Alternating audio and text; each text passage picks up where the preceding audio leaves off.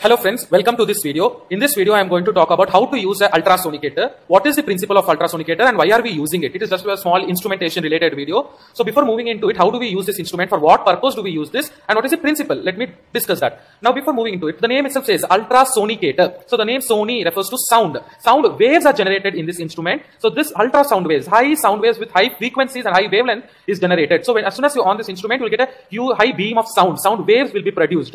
So this is the main principle. Ultrasonicator, it produces sound waves. Now next is, why are we using this ultrasonicator? What is the principle or what is the application of this ultrasonicator with respect to the botany background or plant background? So for example, when we are preparing plant extracts, some extracts will not be broken properly. The plant will be having a crude extract. So I have made another video how to prepare various plant extracts using different solvents. I will give the link in the description. For those people who want to know how do we make different plant extracts, you can go watch those videos. Now, coming to this, I have made a plant extract, but the plant extract, it has a rough particle. I want to break that rough particle. So when I prepare such a rough particle or rough powder and I dissolve it in any solvent, and if I want to break that into fine powder, then I use this ultrasonicator. So here just one example I have given you. I have taken one plant extract. This is actually seed extract. You can see the seed has not dissolved properly. You can find the blackish portions over here. All those things you can find. It is having a bigger portions, bigger particles it is having. So now when this is my seed example and I have taken formic acid solution, I have taken as my solvent for one of my experiment.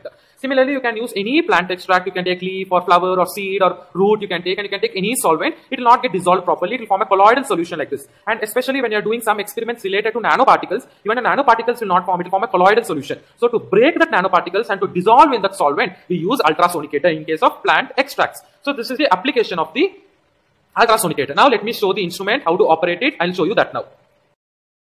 So you can see this is how a sonicator will look. Of course, this is a smaller instrument. I have a bigger instrument also. I will show you that also, but this is in working condition. The bigger instrument is not in working condition. So I thought I will show you this. This is the sonicator. It has a power switch over here and it has a lid. So if you just open the lid, you can find the small tray will be there. Usually we should change the water. We should wash properly. So this is my tray. So I can keep all the, whatever I'm keeping samples, I can keep in this tray, and this is the water. So we have to always use the distilled water for sonicator or for water bath. So for whatever experiments using these instruments, always we should use only distilled water. So we will keep this tray. There will be a mark over here up to which you have to fill the distilled water. So this is the mark. You can find I filled it with distilled water and I'm keeping this tray now.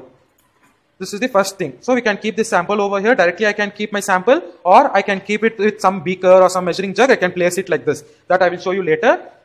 And this is the lid to cover it and to open it. So this is how an sonicator will look. Now let me switch it on and I will show you how to set. So this sonicator has time. So you can keep it for 20 minutes, 30 minutes, 40 minutes or 10 minutes. So I want for time. So you can just change the time over here. I want it for 20 minutes. So I've set 20 minutes. And temperature also it has. So it has a thermostat which regulates the temperature. I want it in higher temperature, some 40-45 degrees Celsius. So I'm just changing it to 45 degrees Celsius.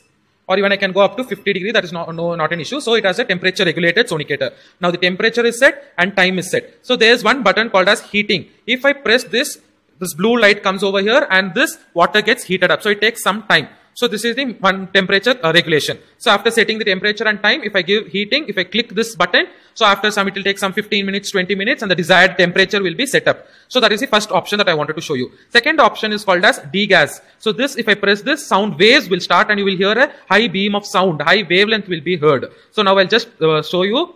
I'm pressing degas, this light will come.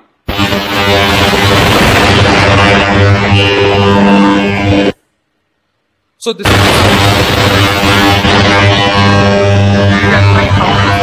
sound is produced and wavelength.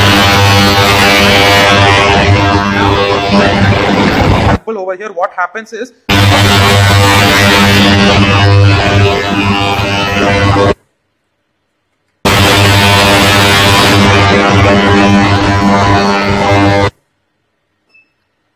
so now when I keep this sample over here, very high beam of sound waves are produced and wavelength, this creates a vibration over here. This vibration will pass through my tube and it will break all my particles over here. That is the main application over here in this sonicator. So once the temperature should be there and once if I press this degas, continuous with frequent breaks, intermediate breaks will be there in between and you will get high sound energy will be produced, high sound waves will be produced. These waves will travel through my sample and it will break my particles so that it dissolves properly in my solvent.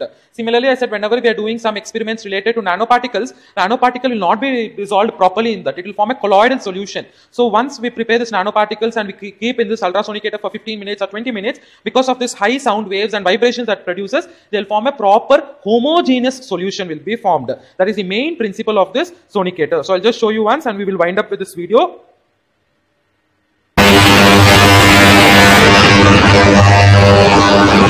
Find the vibration in my hands over here.